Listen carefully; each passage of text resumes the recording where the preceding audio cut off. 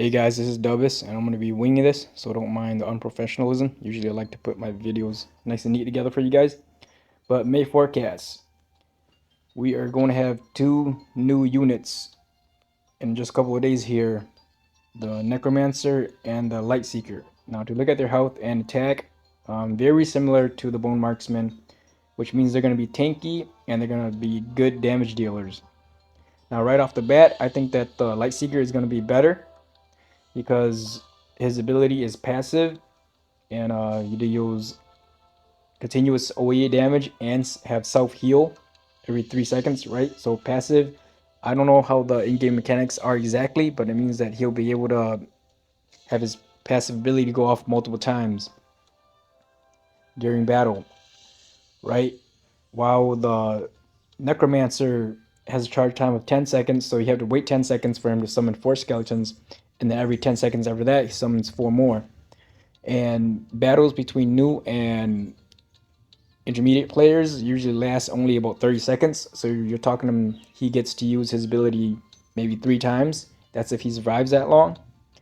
Even at level 4, summoning 6 skeletons, right? Unless the skeletons are like paladins with 8,000 health or better, or something.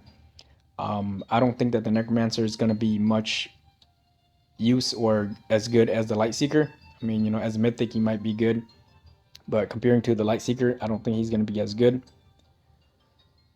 And then onto the season event. So if you don't know, you can go to settings, hit support, and then either go to Discord or Facebook. So to start off the season event, all right, it's already started, but it looks like they have a grand season event of light versus dark. I believe still yet to come. And it's saying here that it's similar to the Dragon Clash, right? So in my opinion, if it's anything like the Dragon Clash, it's gonna be you pick a side, and then depending on the achievements and tasks that you complete, they give you a copy of that mythic. So that means that you could probably get up to like a level 3 or level 4 mythic, right? Which is nice because that means that you don't have to spend gems for them in the wheel or in the card master if you are a lower level and you only want like a level 3 or level 4, or only need a level 3 or level 4 for now. If if you're a higher level player and you want a level 6, you can do that, but at least they'll help you out here with the new unit. So let's go to the summon event, right? The summon event. Unless you already have level 6 of some of these mythics, especially the Geomancer, then I'd say, it's whatever goes, whatever floats your boat. But if you don't have a level 6 Geomancer, that's where I would spend most of my scrolls. All right, and a quick tip here, usually only spend about 30 scrolls per event, for the summoning event. Because the first time you hit 10, you get a chest. And then once you do 20 more, you get forge stones, right? So I only do 30, a total of 30 to give me the forge stones. After that, I don't spend any more scrolls unless there's a unit that I'm really trying to get to level up. Then I will dump more scrolls into it. But that's a good rule of thumb to stick by. So the upcoming card master and wheel, we have here the Tide Lord and Blaze King, Red Blade, Bone Marksman, Goddess of War, and Woodland Guardian. So I'm gonna say that you're gonna want to try to get either a Blaze King or a Tide Lord or a Bone Marksman, preferably the Bone Marksman first, because in my opinion he is the best marksman or range unit in the game right now.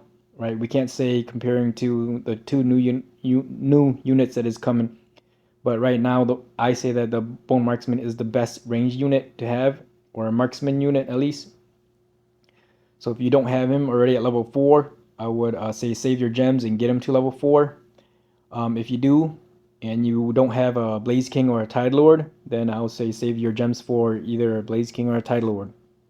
In the future, as it gets closer, I'll try to see if I come out with a video explaining which one of the Blaze King or a Tide Lord to get and why.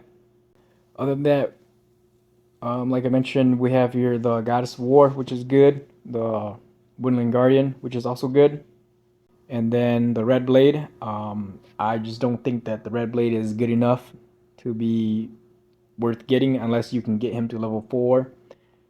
Anything lower, he just isn't strong enough and have much of a usage for the deployment cost that it costs to put them on the field.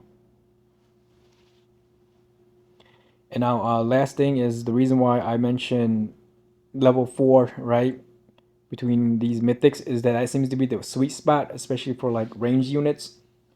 Because all you want is just their ability, right? Like you don't really care as long as they're able to survive some bombs and stuff like that. You just want their ability because they have really good abilities, right? Besides the Bone Marksman, I mean, you can kind of have him at any level. He's a great damage dealer. But like for the Tide Lord and the Blaze King, Goddess of War, and Woodland Guardian, those four level 4 seems to be the sweet spot, and level 4 is just right there where you can get them to level 4 without spending cash for more gems to get them. Otherwise, anything beyond level 4 is going to be harder unless you've been saving gems, and anything lower, they're just not as good. They won't survive as well. And that should be it, guys.